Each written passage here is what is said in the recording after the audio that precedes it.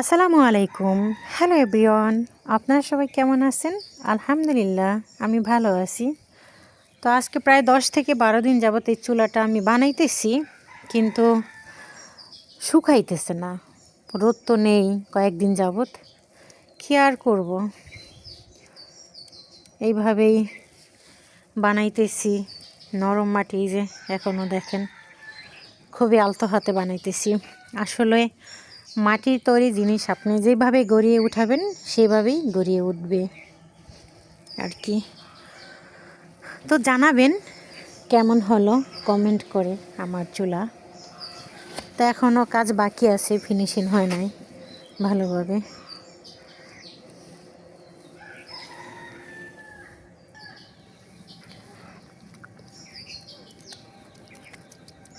এই তো আমাদের ছাদে বসে বানাইতেছি। আজকে হালকা একটু সিলিক উঠেছে রৌদ্রের।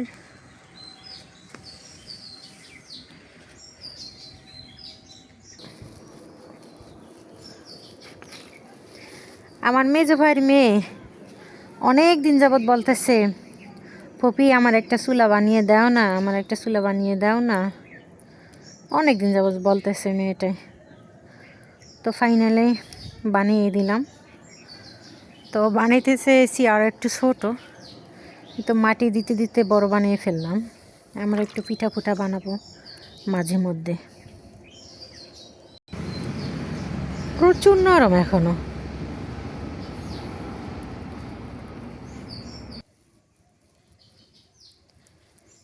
এদিকে শুধু লেটকে যায়। এই যে কি করব বুঝতে পারতাছি না। একটু কাজ করি, একটু চুলা মাটির লাগাই, আবার অফ করে দিই। একদিন পর একদিন আবার হাত দিই চুলায়। যেমনি হয়েছে বাতাস, তেমনি হয়েছে মাটি ঠান্ডা, শীত করতেছে আমার। আমরা এইগুলোকে ঝিকি বলি। তো আমি এই ঝিকিগুলো একটু মোটা মোটা রেখেছি, এতে করে ফাটবে কম। যখন আমি আগুন জ্বালাবো রান্নার সময় ফাটবে কম, এ আর কি। তো এর জন্য আমি একটু মোটা মোটা রেখেছি। ছোটোবেলায় আমি ছোট ছোট চুলা বানাতাম, তারপরে টোফাতে রান্না করতাম। যখন আমার ছুটি টাইম ছিল, শুক্রবারে বিশেষ করে আমার রান্না করা হতো ছোটোবেলায়।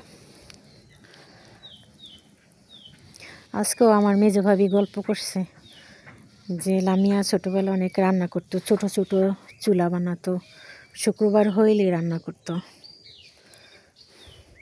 আমার ভাইয়ের মেয়েদের সাথে গল্প করতেছে।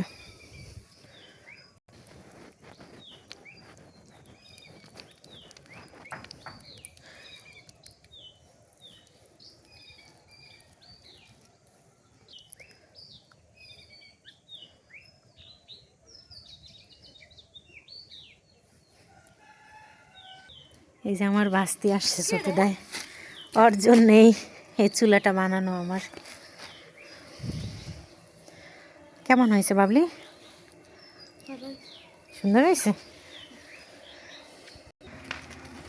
আমার কোমর ধরে গেছে। হ্যাঁ